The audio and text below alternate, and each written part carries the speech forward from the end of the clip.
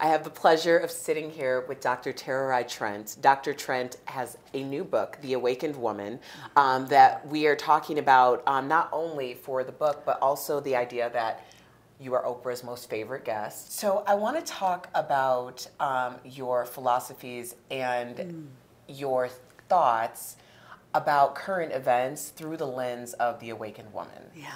I would like to start with Nipsey Hussle, who was the rapper who was recently killed in the same neighborhood that he had returned to empower his community. Yeah. His funeral is today, and it's at the Staples Center, which is a very large venue. It shows how much of an impact he made on his community.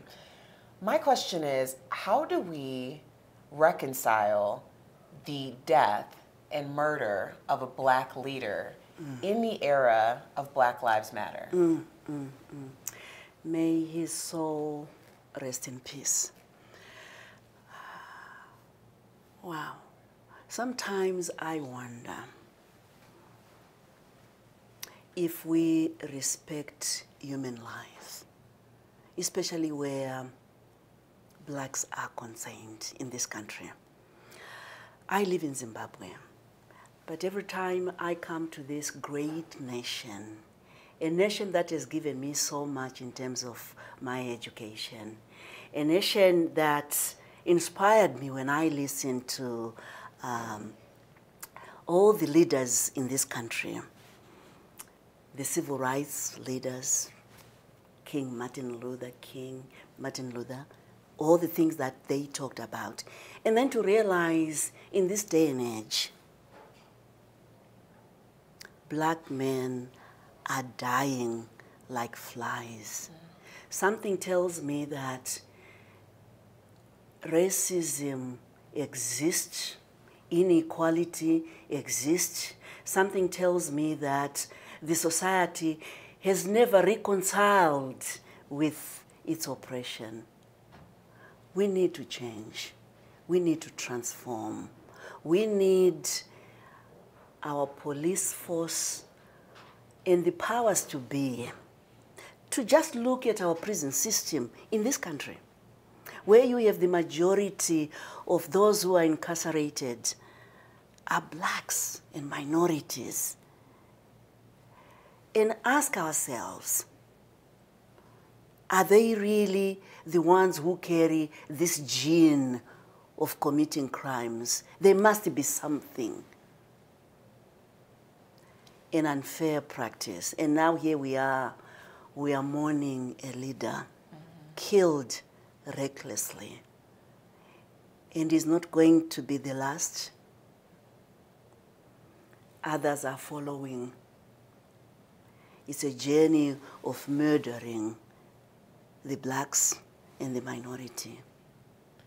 So if we're living in an age of systemic oppression, which I'm saying living in an age because the systemic oppression has gone from overt to covert. Yeah.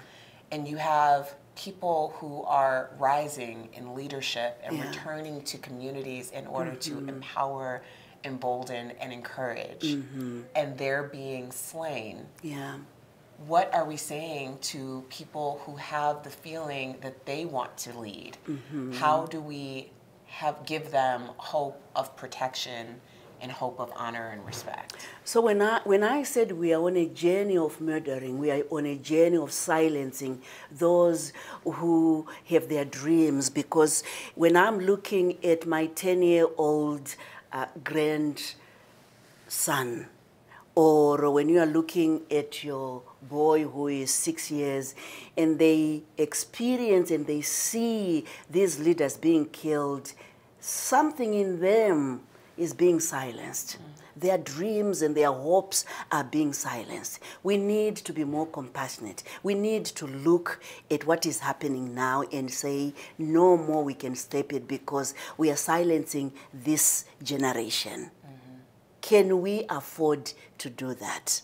I don't think as a nation we can. No, we cannot. We have to stop it. Absolutely. Because I want to be able to have a beautiful conversation with my daughter and with my son and say, yeah, you live in America. you can achieve your dreams. And I'm afraid my daughter or my son can look at me and say, Mom, you're not telling me the truth. We just buried my hero. We just buried my Shiro. How can you say that I can achieve my dreams? And that's why in my book and in all my talks, I'm saying we can come home to ourselves as America. We can reignite our dreams. We can go back to our core values as a nation. We can say there's no black, there's no white. We are a people, but we have to respect the diversiveness that we have and respect the other colors that we have, respect the minorities, because we are only judged by how we treat our minorities. You know, you talked about saying to your daughter, America, you can achieve all of your dreams. And that's quite complex because especially when you have Operation Varsity Blues, the college admissions cheating scandal. Oh my goodness. As someone who defied all odds, came over to this country specifically to get an education, and didn't come from a place of privilege. Yeah. What are your thoughts on this college admissions cheating scandal? I think it's just unfair and it's unbelievable that some people, they get a step up getting into these elite universities by cheating, and it builds inequality and inequity. We continue to do that. We have always wondered, why is it some people can get into these universities and yet we know they failed? How can that be? And now we are opening our eyes and learn that it's money and how they are connected. So what it means is the poor will remain poor, and the gap between the rich and the poor will be wide because of this cheating. We have to stop it. And I can imagine if something like this was happening in some third world countries, people would say, oh my gosh, there's so much corruption, we're not going to fund this country. But it's happening here in our own neighborhood, here in America, a country that I think is the greatest country, and we find people who are cheating and getting away with it. The rich cheating the poor. That's what is happening. Yeah, and now it's exposed. Yeah, it is. So now we're forced to do something about it. We need to. I want to talk to you about Cardi B. Cardi B is a rapper, female rapper. She is known for the ultimate come up, hustled her way to the top, and is extremely successful. Recently, video of her resurfaced saying that in order to survive, she used to drug and rob men. And it opened up a very interesting dialogue, because on one hand, and my belief is it's never okay to drug anyone. Yeah. I didn't realize that was up for debate, but apparently on the internet it is. But how do you have that conversation to talk about the context of survival, especially us as Americans not realizing some of our privilege, regardless of the inequities and inequalities, we still have a privilege compared to other countries. So what is the fundamental need for survival in your heart? Sometimes when the playing field is not even, we create inequalities and we force individuals to want to climb that ladder by doing things that demean and marginalize them. We need to be more compassionate to these individuals. They're trying to survive. But I always say to women, especially women, we need to come home to ourselves. The solutions are within. We are the matriarchs, we are the healers.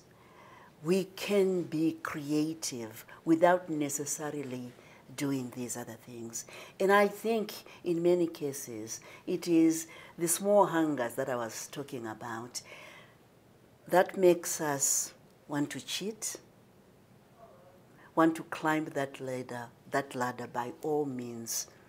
But when we ground ourselves, we don't have to do that. We really don't have to do that, because creativity is within us. And I am so sorry to hear that this is what she had to do to survive. But I'm also compassionate, because I don't know where she's coming from. But I also say that where I am coming from, my past is not going to determine my destiny. My DNA is not part of my destiny. I need to value who I am as an individual and look myself in the mirror and say, even if I want this position, do I have to compromise my values? Can we be led by our values in this life? What is more important? Is it money at that level, or is who we are and the gifts that we bring? Can we cultivate those gifts? You know, it took me 20 years to achieve my PhD because I wanted to work so hard. And I'm encouraging women, let's work hard and let's ask, what are my core values? And let's ask, what breaks my heart? I have to tell you so much about your story, and the education side is so reminiscent of my mother. And my mother took about 13 years to finish her EDD and had a baby along the way, a couple of us. And one of the most dynamic things, and I feel it so much sitting with you, was that journey that I got to witness. Yeah. It changed everything about how I felt about being able to set a goal and achieve it. Yeah.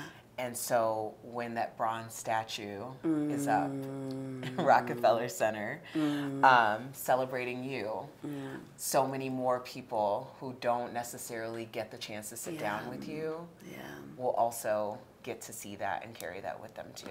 So thank you so much for your time. Thank you for having me. Thank you. Absolutely. Thank you. Thank you. I appreciate. I appreciate It's an it. honor. I'm like, no, I'm honored. Thank you. And I know so many of you reach out to me talking about how much you need to be inspired, want to be inspired.